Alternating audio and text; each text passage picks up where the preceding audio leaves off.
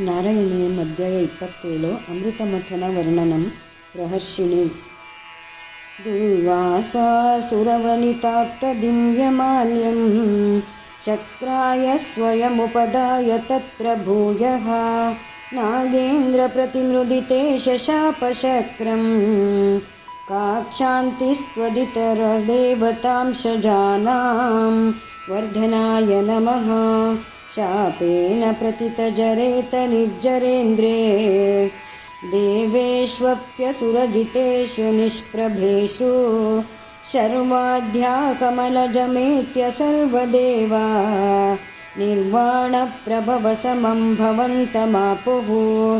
ವರ್ಧಮಾನಾಯ ನಮಃ ಬ್ರಹ್ಮಾದ್ಯೈ ಸ್ತುತಮಹಿಮಾ ಚಿರಂ ತದಾನೀಂ ಪ್ರಾದುಷ್ಯನ್ वरदपुरःपरेण दाम्ना हे देवादितिजकुलैर्विधाय सन्धिं पीयूषं परिमथतेति पर्यशास्त्वं विविक्ताय नमः सन्धानं कृतवति दानवैसुरौघे मन्तानं नयति मदेन मन्दराद्रिं भ्रष्टेऽस्मिन् बदरमिवोद्वहन् खगेन्द्रे सद्यस्त्वं विनिहितवान् पयःपयोधौ श्रुतिसागराय नमः आदाय द्रुतमतवासुकिं वरत्रां पाथोधौ विनिहितसर्वबीजजाले प्रारब्धे मतनविधौ सुरासुरैस्तैरुयाजात्वं भुजगमुखे करोऽसुरारीन् सुभुजाय नमः क्षुब्धाद्रौ क्षुभितजलोदरे तदानीं दुग्धाब्धौ गुरुतरभारतो निमग्ने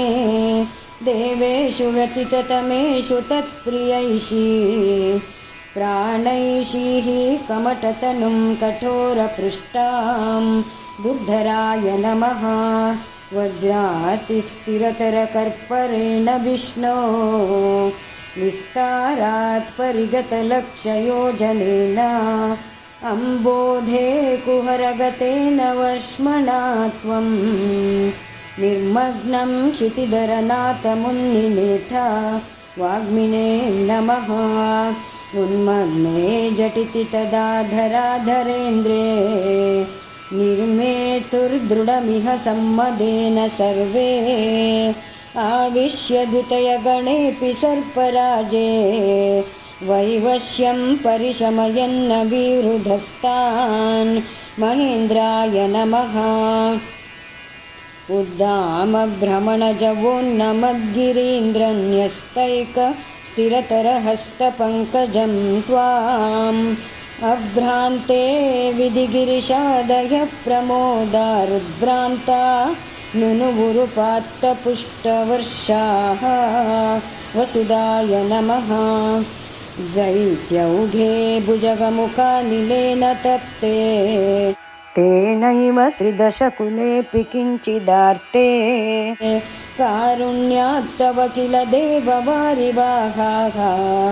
प्रावर्षन्नमरगणान् दैत्यसङ्गान् वसवे नमः उद्भ्राम्यद्बहुतिमिनक्रचक्रवाले तत्राब्धौ चिरमतितेऽपि निर्विकारे एकस्त्वं करयुगकृष्टसर्पराजः सम्राजन् पवनपुरेश पाहि रोगात् इति सैकं 27 समाप्तं नारायण नारायण नारायण नारायण नारायण नारायण नारायण नारायण नारायण नारायण